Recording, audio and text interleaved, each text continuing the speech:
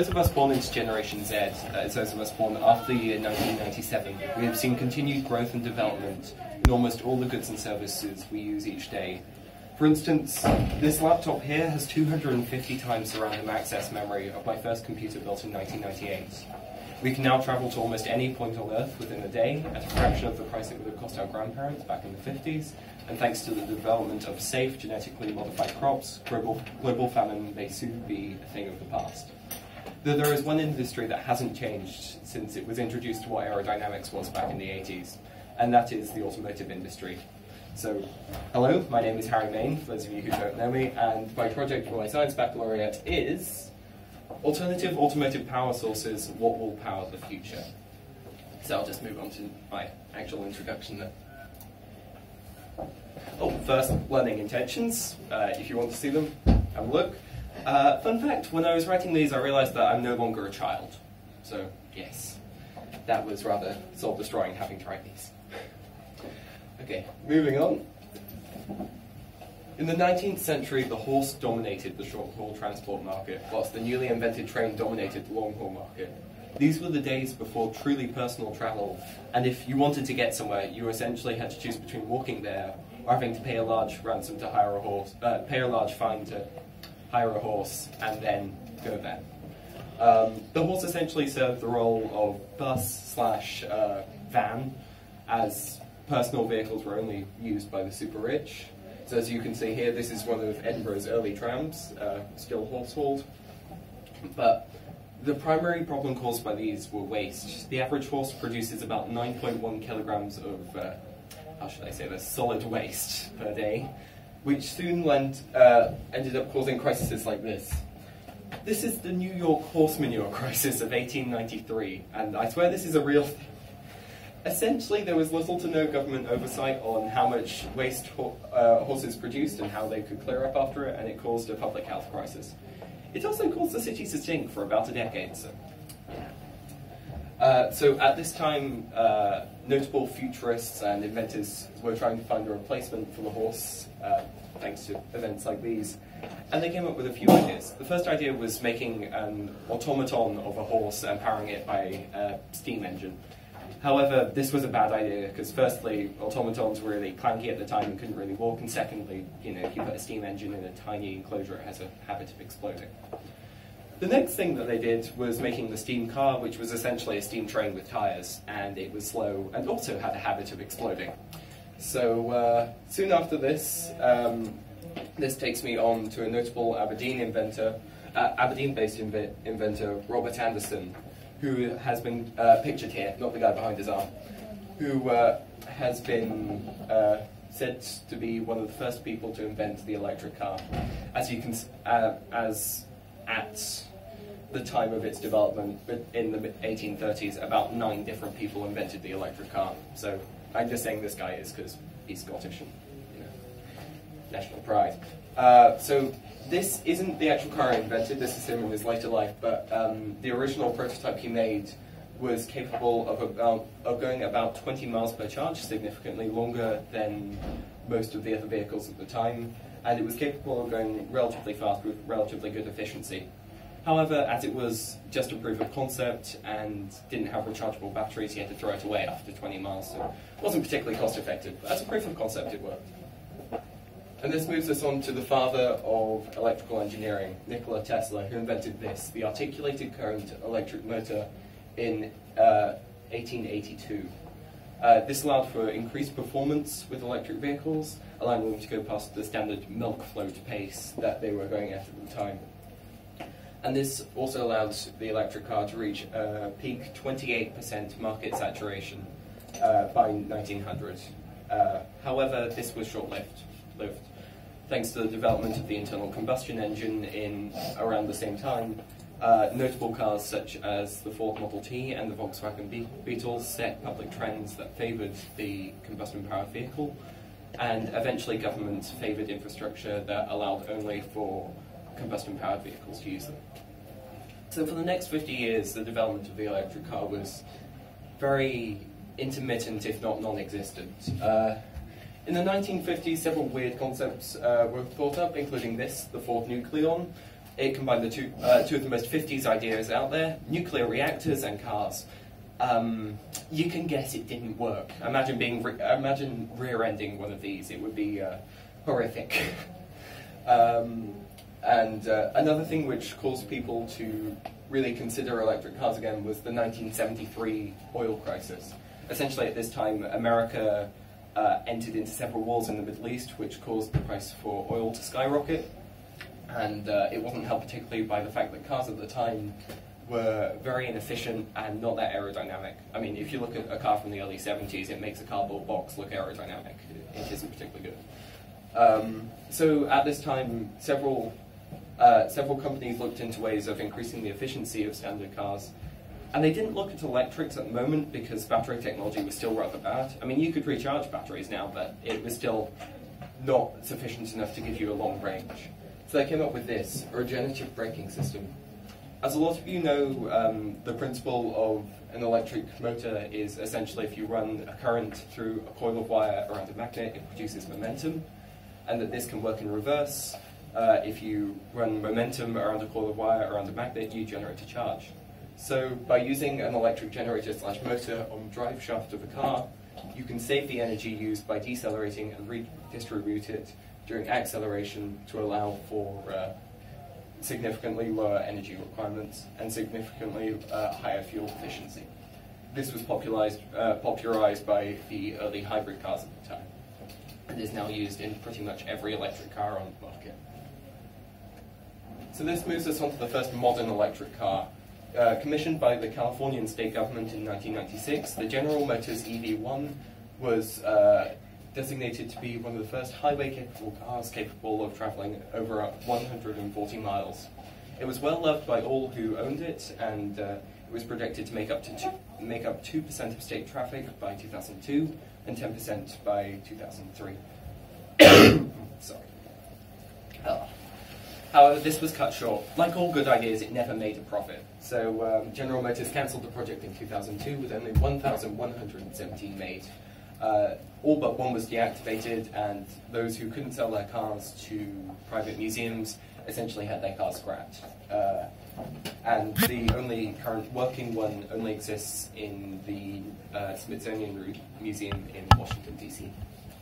At this time, many newspapers reported the death of the electric car. They thought it couldn't go any further than this after the EV1's massive failure. But this brings us on to Tesla Motors. The brainchild of Elon Musk, the billionaire inventor responsible for PayPal and sending cars into space, I'll mention that later, he put $20 million of his own money into research and development. So 5 years after that, in 2008, the fruit of this R&D came into fruition with this, the Tesla Roadster, the first commercial electric vehicle which was mass-produced to be able to travel more than 200 miles on one charge. And it was essentially used as a flashy way to get more money. It was sold for $110,000 per unit, and it owned and 2,500 were made, with production ending in 2012.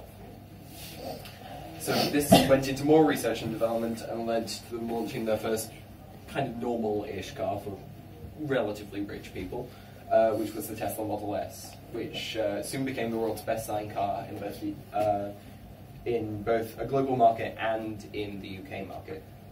It was popular because of its over 250-mile range, and thanks to years of upgrades, it can now drive itself through a feature called Autopilot, which allows for you to essentially get on the motorway, press a button, not press a button until, I don't know, 300 miles later. And also it's inspired them to move on to cheaper products, such as the Model 3, a car which already has 500,000 pre-orders, even though they haven't even got one off the assembly line yet. And for them to develop a technology called supercharging, which allows them to charge a car to about 210 miles of range within 30 minutes. To cement my point that Tesla is awesome, here's what they've just done in 2017 and the first bit of 2018. They've revolutionized the freight industry by creating an electric truck capable of traveling 500 miles while towing its maximum permitted weight. Tesla have used their battery technology to restore power to areas devastated by Hurricane Maria, such as this hospital in Puerto Rico. They've announced the second generation Tesla Roadster, which is the first car to have a range of over 1,000 kilometers. And as a test payload for the new rocket by Tesla's sister company, SpaceX, they launched a car into space, where it will orbit the sun for the next billion years. Now, I don't know about you, but that's a pretty decent way of outliving your competition. So now moving on to part one of this talk, which is our current situation. Please note that all these titles are electric car puns, because puns. So moving on, we have here two patents. One was filed by Nikola Tesla in 1889 for one of his electric motor designs, and the one on the right was filed by Tesla Motors in 2006. As you can see, both run on the same principle. A coil of wire surrounded by magnets and a way of attaching electrodes to them, here and here and there and there. So by looking at these and by having this print off here, I thought we could do a piece of practical, because me talking to you guys is a bit boring. I mean, I can kind of see it in your faces. So we're going to be doing a practical task now, which is to create your own electric motor. I've got some of the stuff out already, so you'll need a power supply, a copper wire, crocodile clips, or whatever you call these wee clippy things here, a metal rod, a wooden spindle, and magnets. So if we stop for about 10 minutes here, we can do that now.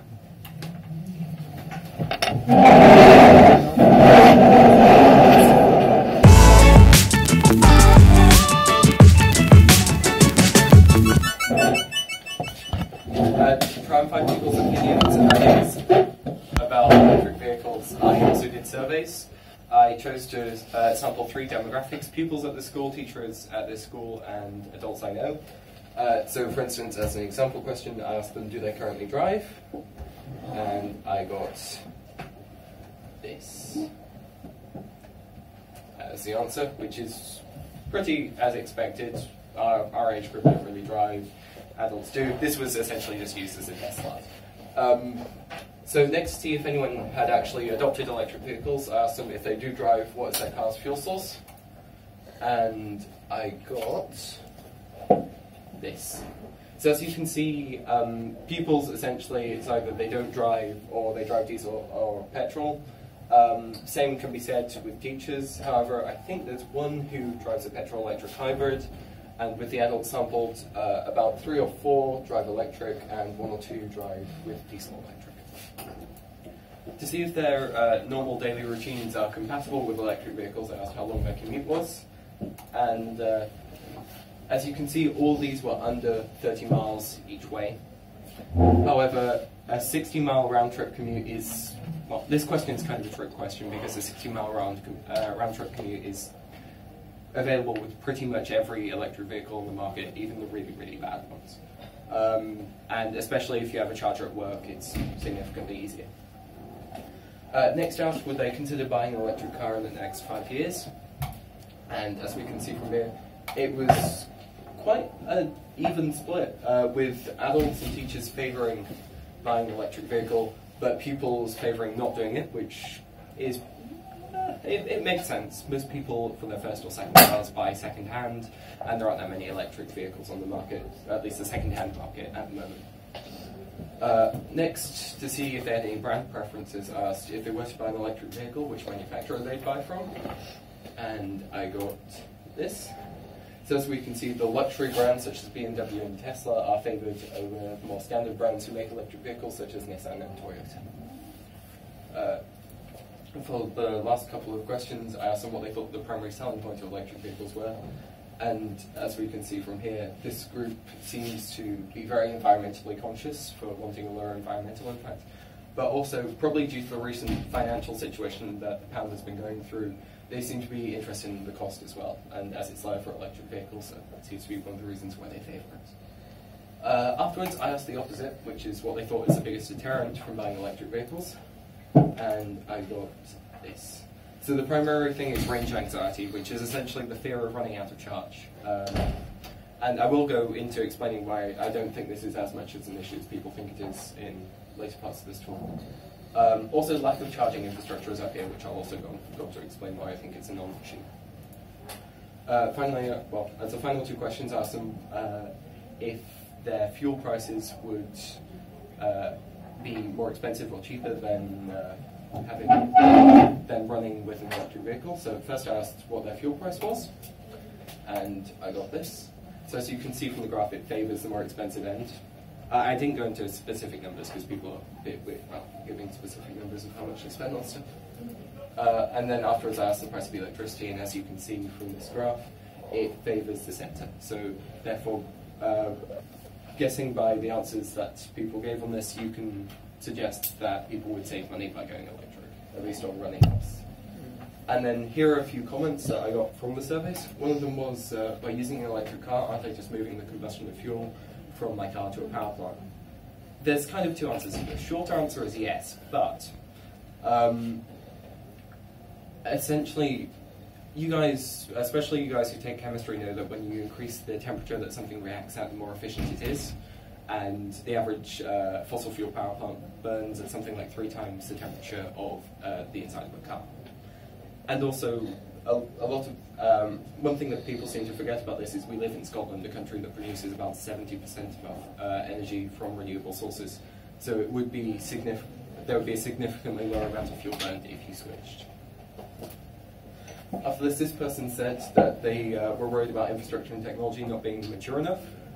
But to answer this question, I'd say if we look at how the situation was 5 years ago, there was essentially no fast chargers. There were essentially no fast chargers outside of London, and very few chargers in towns and cities. However, if we look at it now, there are tens of thousands all over the country, and usually most people are under an hour away from a rapid charger. And if this trend continues, it will become more and more feasible to find electric charging infrastructure in the future. Finally, there was this long answer, which was essentially on long trips, they're worried about how many times they need to recharge, how much time it would add to the journey, and would the stations be able to cope with demand. I don't really think this is as much of an issue. For instance, as a show of hands, you guys, how many of you have been on a trip by road over 200 miles in the last 6 months? Okay. How many times do you guys need to stop? Like 1 or 2? 1? Yeah. Okay, so with trips of this length, you're more likely to stop for for food or needing the toilet than you are to actually charge your car. And by the time that you've had food or whatever, there'd be enough time to charge your car, as most fast chargers can get you to about 70% power in 30 minutes. So it would be enough time to charge. And also, a lot of charging systems are modular, so essentially if there is high enough demand in the service station, they will add more charges, so you would be able to cope with demand. Okay, moving on, we have our driving forces, which are organizations that are moving to help expand the electric vehicle industry. So, starting off with Tesla, this is more specifically on a customer service point of view and what they're doing for their customers. They're installing superchargers, which, as I said earlier, are a fast charger network all across the country, mostly on main roads, so like A roads and motorways. And they're also installing things called destination chargers, which are kind of like, they're somewhat high-speed chargers, but they're at popular locations where people stop, usually overnight. For instance, I think our closest one currently is the Old Course Hotel in St. Tetris. And also these are free to all of their customers. And they're also running a scheme at the moment where they'll install high-speed chargers in people's homes for a small fee on top of their purchase price. As well as this, skip the slides, sorry about this. Okay. Ecotricity is one of Tesla's direct competitors when it comes to charging, and they use a system called Shademo, which is a universal system compatible with just about every car. They are running on a free model at the moment, but they're planning to eventually move to a subscription-based model, I believe. And their network is mostly in England, but moving into Scotland. I believe currently their furthest north location is IKEA in Edinburgh, but they're moving north eventually. But this system, as I said, is universal, so if you have an electric car, it would directly support it, or it would support it with an adapter which most people direct for free. Okay, so moving on to councils. Dundee City Council currently have a scheme in place where they're installing chargers in people's homes for a small fee, but there are also other schemes across the country where they install them for free. For instance, one of my grandparents got one installed about 6 months ago, which, as well as allowing him to buy an electric car if he wants, also increased its house price slightly. Also, there are city-owned lease schemes out there where essentially the council leases cars to businesses. There's also the E5 system here in Fife, which mostly does it to small business owners with electric vans to cut down on emissions. As well as this, Dundee also have a system called the Electric Hub system, which is essentially they're planning to build several social/charging spaces across the city in former grey or industrial land. So hopefully that will be a better experience for most people in town. And I'll turn this around. Oh, sorry. On a governmental level, Transport Scotland is helping to ensure that people still pay no road tax for cars, and hopefully this will continue for a long time, though I suppose if enough people switch to electric, they'll stop making money and then have to reintroduce this, but get it while it's free. They're also, as well as supporting home charges, they're supporting things called workplace charges, where essentially if you convince enough of your colleagues to switch to electrics, they'll install free chargers at your place of work free of charge.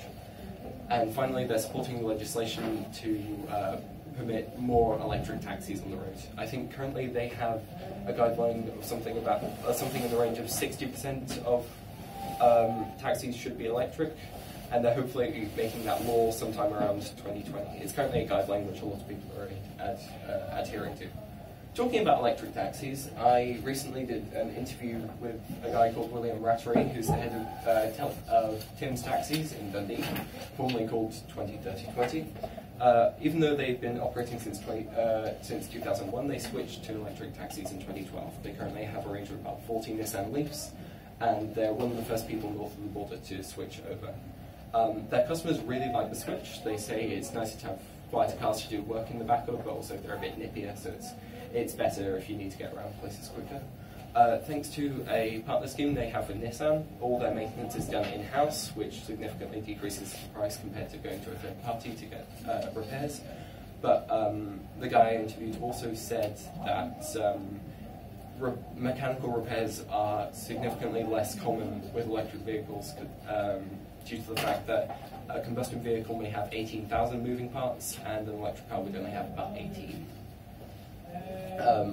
Also, as well as this, they have their own chargers, which they opened up for public use. They used to be free, but it caused their electricity price to skyrocket because they didn't realise how popular they'd be. I think it went from something around £1,500 to £5,000 a month. So now they charge a flat fare for use of this. And here is their current plan that they're continuing to work, which is going to put all of their chargers off the grid, so hopefully they can charge more people for free. That doesn't make sense because I'm saying charges in charge cars instead of charge money. That's all. Part 3 is roadblocks, another car fun, and this is about features which are delaying the expansion of electric vehicles. So from the information I found at Telly, I found that their chargers, even though they were stated to be compatible with the Scottish climate, they weren't particularly. One of the reasons was they have a preheater connected to the main charge assembly to heat up the unit before you charge, and that has a habit of freezing in the winter. Even though, according to the manual here, it says, and I quote, permitted range of temperatures minus 30 degrees to 45 degrees. So, as well as this, to be if a charger fails, they need to call a call center in Spain, which firstly you have a language barrier problem. Secondly, there's a problem involving time zones. For instance, if you have a problem at 4 o'clock, they're closed. So you can't call someone out. Also, the company only currently have 2 service people for the entire country. So even if it's a 10-minute fix, that 10-minute fix might be 5 hours worth of driving away. Finally, to be able to start charging, they have to send a request for a SIM card in the unit. And the chargers are in quite a narrow street, and it's in that part of Dundee where getting a signal is pretty hard to get. So it causes these to fail about 3 or 4 times a week. So it's not the best solution, but hopefully it can be fixed in the future. Tim's Taxis, also the problems found with cars is that they're low range, especially with disabled accessible vehicles, which are converted to electric vans. Even though their main fleet has 40 kilowatt batteries that can do about 150 miles, the disabled range can only do about 80 miles because they have an older 23 kilowatt battery. There's the person I interviewed also said there's not enough infrastructure in Dundee and to the north of Scotland to support a widespread rollout of electric vehicles in the future. However, there are schemes in the way, as you can see from that pamphlet that's being handed around. And finally, there are laws involving the taxation of electric vehicles that get changed every 2 or 3 years in Scotland, which causes buying and selling new vehicles to be particularly difficult for some smaller companies. However, there are solutions to all these. In one of our closest neighbours, in fact, Norway have schemes in place which allow for free home chargers to be installed. All of their public chargers are free, and instead of having to go to a specific location to charge, these are right by the road. They're just in street-side parking. Also, when you're driving, you have lane priority, so that's particularly useful around Oslo, and you don't need to pay toll charges, which are particularly more common in Europe. As well as this, there are government grants which allow for a significant reduction in the new price of vehicles. As well as this, about 50% of Norway's new vehicles are classed as green vehicles, so that's electrics and hybrids, and that means about 75,000 new vehicles are entering the road each year in Norway, which are green. And that's according to The Guardian, where I got that information. Okay, the final part that I'm going to talk about is the road ahead, which are my closing thoughts. And starting off, I feel like what will drive the future are clean electric vehicles, because of the fact that they are cheaper to run due to lower fuel prices, and maintain because of partnership schemes and the low chance of hydraulic faults. They're better for the environment because even if they do draw their power from fossil fuels, it's significantly more efficient. And they're future-proofed against any crisis involving fossil fuels because they can draw their power from just about anywhere. So that's my talk. Thank you very much. And just to finish off, I have a wee feedback survey that I'd love for you guys to do just to get feedback for my eventual evaluation. Thank you very much for your consideration. And thank you for attending. Thank you.